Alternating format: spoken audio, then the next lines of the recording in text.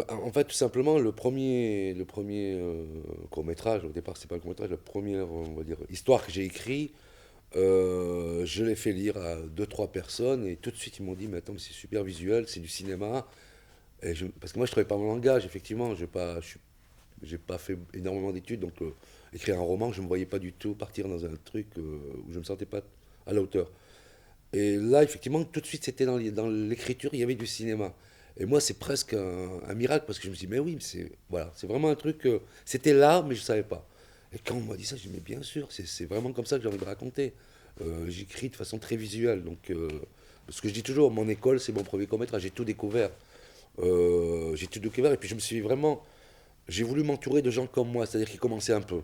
Je voulais pas avoir des techniciens super pro parce que je savais très bien que je n'allais pas pouvoir m'imposer. Donc je voulais des gens qui soient un peu comme moi, qui démarraient, qui sortaient d'école, chef opérateur d'école, des gens qui avaient envie de faire un métier mais qui n'étaient pas forcément formés pour, que ce soit en costume, que ce soit... Et voilà, je me suis dit, c'est l'énergie qu'il faut réunir. Donc j'ai réuni cette énergie, moi je savais ce que je voulais.